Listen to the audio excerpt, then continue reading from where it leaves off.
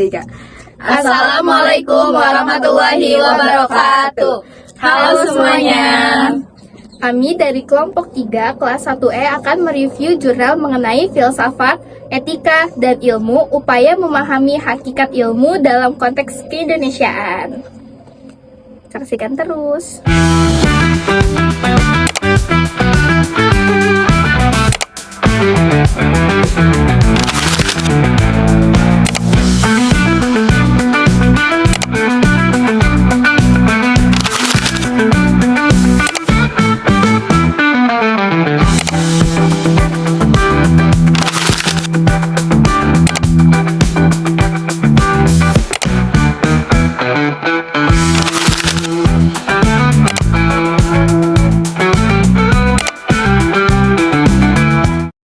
Yang pertama yaitu informasi umum. Judul dari artikel ini yaitu Filsafat, Etika, dan Ilmu, Upaya Memahami Hakikat Ilmu dalam Konteks Keindonesiaan, dengan penulis Sri Rahayu Wilujeng, dengan nama jurnal Humanika, dengan volume 15 nomor 1, dan tahun 2014 dengan institusi Universitas Diponegoro. Kedua, latar belakang. Tulisan ini muncul dari kegelisahan mengenai perkembangan ilmu pengetahuan yang sangat cepat, namun seringkali melupakan nilai moral.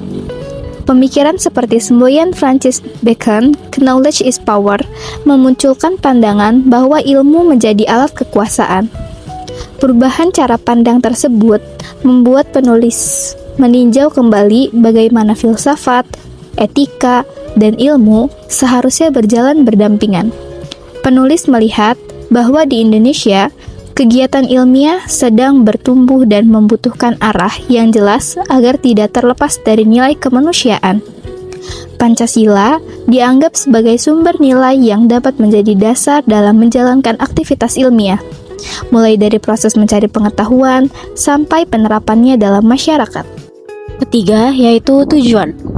Tujuan dari artikel ini untuk menjelaskan hakikat filsafat sebagai induk ilmu pengetahuan, sekaligus menguraikan etika sebagai cabang filsafat yang membahas nilai baik dan buruk dalam kehidupan manusia. Selain itu, tulisan ini juga membahas hubungan antara ilmu dan nilai. Penulis juga menawarkan perspektif keindonesiaan dalam memahami praktik ilmu pengetahuan dengan menempatkan Pancasila sebagai landasan nilai.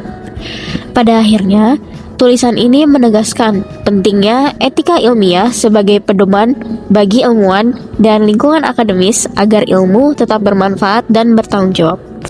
4 itu ada metodologi. Penulis menggunakan metode kualitatif dengan kajian literatur dan pemikiran filosofis.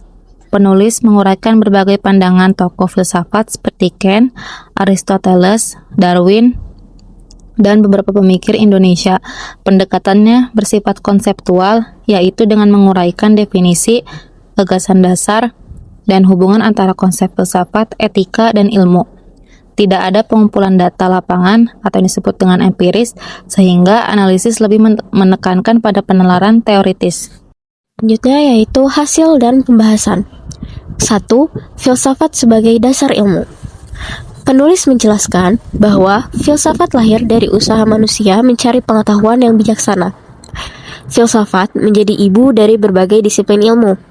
Dari filsafat lahir cabang-cabang seperti ontologi, epistemologi, logika, etika, dan estetika. Filsafat tidak hanya berbentuk teori, tetapi juga proses berpikir yang kritis dan mendalam. Pembahasan kedua, etika sebagai penuntun tingkah laku. Etika dipahami sebagai kajian tentang baik dan buruk dalam tindakan manusia. Etika dibedakan dari moral. Moral mengacu pada nilai yang sudah diterima masyarakat. Sedangkan etika mengkaji nilai tersebut secara rasional. Manusia membutuhkan etika karena memiliki akal dan kesadaran, sehingga setiap perbuatannya dapat dinilai dan dipertanggungjawabkan. Pembahasan ketiga, ilmu pengetahuan dan nilai-nilai. Penulis menjelaskan bahwa ilmu memiliki objek, metode, sistem, dan sifat universal. Ilmu juga memiliki karakter terbuka terhadap kritik dan bersifat objektif. Namun, pembahasan mengenai nilai dalam ilmu memunculkan dua pandangan. Ada yang berpendapat bahwa ilmu berdiri sendiri tanpa dipengaruhi nilai, dan ada pula yang melihat ilmu tetap berkaitan dengan nilai-nilai manusia. Pembahasan yang keempat yaitu ilmu dalam konteks keindonesiaan. Penulis menegaskan bahwa perkembangan ilmu di Indonesia perlu ditopang oleh nilai-nilai Pancasila, nilai ketuhanan, kemanusiaan, persatuan, kebijaksanaan, musyawarah, dan keadilan sosial harus ikut membimbing praktik ilmiah. Melalui nilai tersebut, ilmu dapat berkembang tanpa meninggalkan kemaslahatan manusia dan bangsa. Pembahasan kelima, etika ilmiah di lingkungan akademik. Penulis merinci beberapa sikap yang penting dimiliki ilmuwan dan mahasiswa, yaitu kejujuran, tanggung jawab, kesetiaan pada profesi, rasa ingin tahu, sikap kritis, kemandirian, keterbukaan, penghargaan terhadap karya orang lain, dan kemampuan melihat jauh ke depan. Selanjutnya, kelebihan dari artikel ini yaitu yang pertama, pembahasan sangat komprehensif. Artikel ini menghubungkan filsafat, etika, dan ilmu secara menyeluruh dan juga logis. Penjelasan runtut dari konsep dasar hingga implikasi dalam konteks Indonesia. Yang kedua, referensi beragam. Artikel ini menggunakan pemikiran dari banyak tokoh filsafat, membantu membuat argumen yang disampaikan menjadi lebih kuat, dan yang ketiga, memuat nilai moral akademik yang lengkap.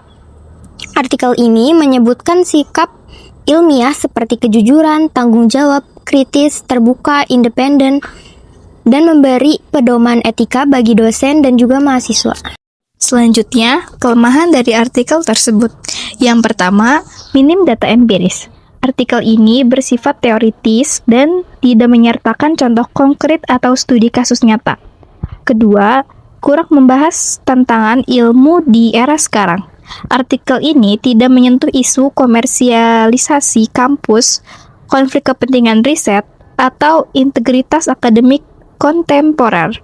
Yang ketiga, bahasa terlalu teoritis. Beberapa bagian artikel memakai istilah atau konsep yang cukup abstrak, sehingga bisa menyulitkan pembaca untuk memahaminya. Selanjutnya yang akan dibahas mengenai kesimpulan dari jurnal yang berjudul Filsafat, Etika, dan Ilmu, Upaya Memahami Hakikat Ilmu dalam Konteks Keindonesiaan. Jurnal ini menunjukkan bahwa filsafat, etika, dan ilmu pengetahuan saling berkaitan dan harus berjalan bersama agar ilmu tidak kehilangan arah dan juga moral.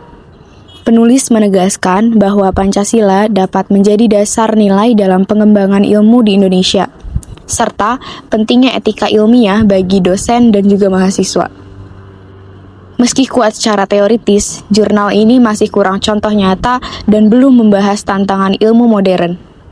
Secara keseluruhan, artikel ini memberi pemahaman penting tentang bagaimana ilmu seharusnya bermanfaat dan juga bertanggung jawab. Rekomendasi. Yang pertama, menambahkan data empiris atau contoh nyata, misalnya studi kasus dari dunia akademik Indonesia, agar konsep yang dijelaskan lebih konkret dan relevan. Yang kedua, mengembangkan pembahasan tentang tantangan keilmuan masa kini, seperti dinamika riset di kampus, publikasi, atau persoalan akademik. Hal ini membuat tulisan lebih dekat dengan realitas yang sedang dihadapi dunia perguruan tinggi. Yang ketiga, menggunakan bahasa yang lebih sederhana dan komunikatif, dengan memberikan analogi atau contoh sederhana untuk menjelaskan konsep filosofis yang abstrak agar lebih mudah dipahami pembaca umum. 1, 2, 3.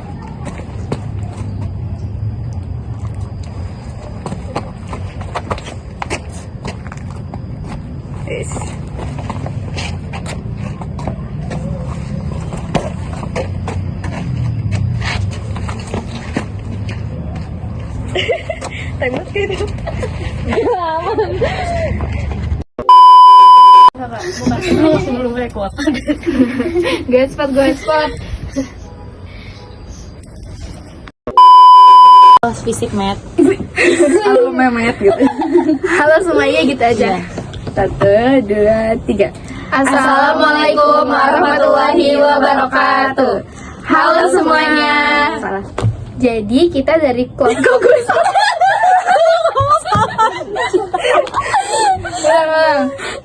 garuk-garuk kan.